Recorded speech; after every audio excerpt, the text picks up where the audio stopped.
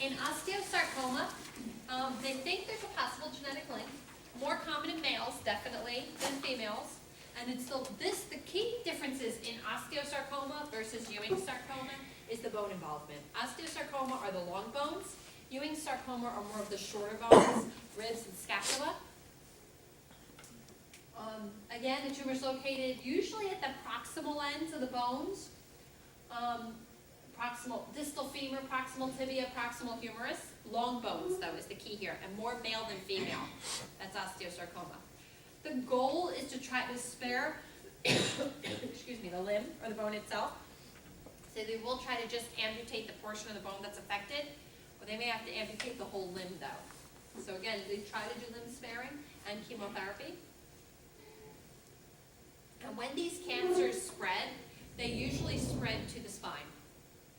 So when that occurs, I actually had a patient with Ewing sarcoma. She had been complaining. She'd been doing a lot of soccer. Big soccer, 16-year-old patient who had been playing a lot of soccer, and for like a year was complaining of pain. And her mom was saying, "Oh, it's growing pains. she doesn't want to play soccer anymore, or this and that." Kind of like brushed it off, because many teens, adolescents, do complain of like joint pain or growing pain. She kept saying her knees were hurting. Finally, they took her, to get evaluated, and she had Ewing sarcoma, actually, of the patella that had traveled femur and her lower spine, lumbar spine. So they weren't able to, obviously, help her at that point. They gave her chemotherapy that only extended her life. So, again, pain can be common in the bone, fractures in the bone, bone being very weak. And again, the goal is to to try to keep it from metastasizing, as with any cancer. My patient had added sarcoma, but it was in a sarcoma of the tibia, so I'm just wondering how it works. You said that it's for the short bones. Again, classically, she's saying she had a patient with Ewing sarcoma who was actually the tibia. Classically Ewing's is like ribs, scapula, but you can see the tibia too. You definitely wouldn't find like it in the femur or the humerus necessarily. You always get those cases where it could be others. And how they really determine what kind of cancer is by looking at the actual cell itself. So when they go in and they biopsy the bone, they really look and see, okay, based on the cell morphology, is this Ewing's, is this osteo? That's how they kind of come up with the diagnosis. So it's not uncommon to find it in a bone other than like the shorter bones, but commonly that's where it's found. You could find other places, but commonly that's what's found. And they try to, again, save the bone if possible. If they have to, they will remove the whole bone. And again, Ewing sarcoma, males higher than females, but more females have this type than the other. Pelvis, ribs, arms, and legs. So again, smaller bones though, not so much the femur or the humerus. Under 30 years of age, usually adolescence is the age, but I have seen school-age patients with it. Your patient was younger, Ina, right? 9. Yeah, so, typically it's adolescence with the growth spurt is when these tumors grow more, in the bone. But I have seen younger too. So again, we're talking about ranges when we talk, here. Chemotherapy, radiation, and obviously removal of the area that's affected if they had. Rickets is actually a form of vitamin D deficiency, not so frequently seen here in America, but can be seen with poor nutrition or children who come from other countries, okay? Sometimes if children have a lactose intolerance, we can see this too, because milk is fortified with vitamin D. Most of the formulas too are fortified with vitamin D, and vitamins also have multivitamin vitamin D in it. But sometimes children do not have access to these things, and if they don't have the proper nutrition, you can still see it. Basically, they have an osteomalacia of the bone that occurs, which is a softening of the bone because they don't get vitamin D. And this actually causes a bow-like appearance, like what you're seeing in that picture there. Or it can cause a knock-knee appearance, what they call. Genus varum or genus valgum, okay, based on going in or out based on the softening of the bones. And it's usually the long bones again as they're growing because they don't have vitamin D. They found that women, Arabic women who wear the burqas actually had a higher incidence of a vitamin D deficiency and rickets when they were pregnant because the sun actually helps with exposure, being able to synthesize vitamin D. So there was actually something that they did there that they showed a study. And obviously the demands for vitamin D are larger when women are pregnant. So that was one of the things. So usually the condition does resolve, the bones do continue to grow fine afterwards. At 90% of all treated cases, it resolves on its own, and the bones do end up growing fine after the fact. But again, can be something that is seen. So again, just to go over, genu varum is bow-legged, genu valgum is knock-knee, in case you hear those terms. Because the other term, like the bow-leg and knock-knee, are actually like slang terms, they're not the medical terms for those. Clubfoot is one or both feet that are twisted out of the normal shape. Again, tapes varus, inner, or tapes valgus, outer. Most common is unilateral. And again, we're kind of unknown. Some of it does run in families. We have families where all the male infants have this.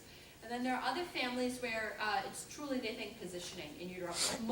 They found that multiple pregnancy, multiple births, multiple fetuses.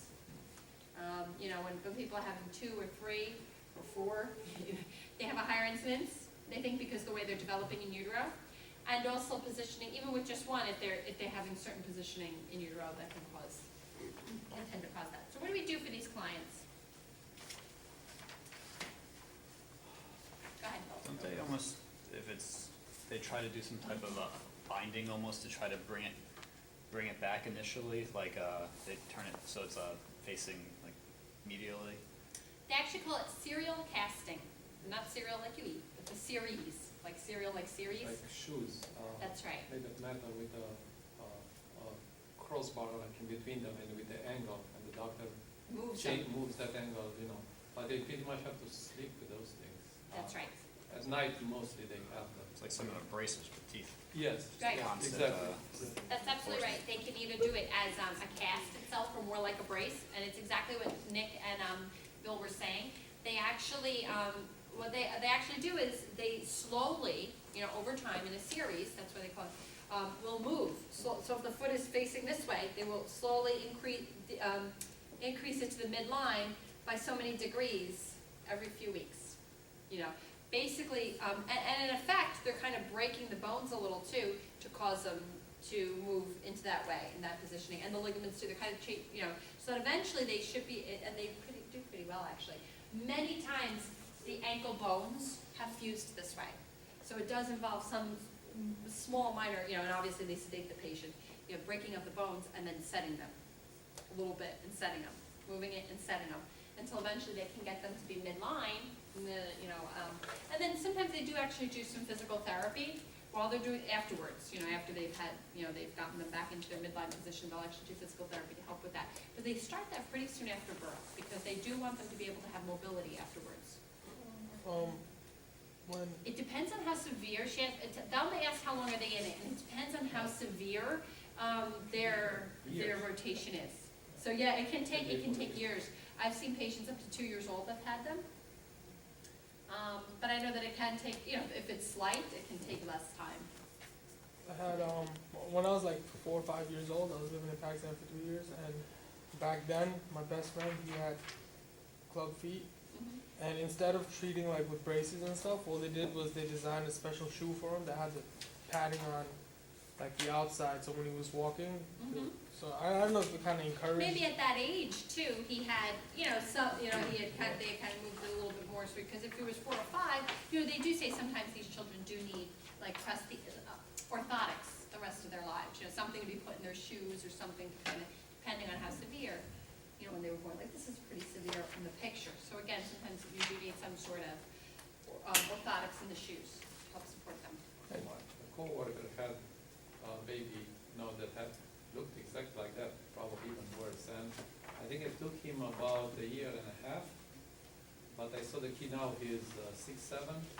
If you knew it was something there and you would look at, because I looked at his legs, you could see still a little bit of like a, but he's running, he's fine. It's not something that jumps in your eyes. Right.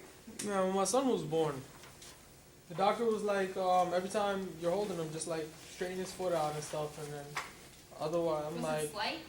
yeah, it was just like but he was able to move it. It was all flexible. It wasn't stiff or anything. Correct. It wasn't like it was stuck. Yeah, it wasn't stuck or anything, and it was just he's like, just keep doing this, whatever. He's like, otherwise, I'm gonna have to send you to a specialist, like an orthopedist, And he was fine. whatever. Yeah, no, he's fine.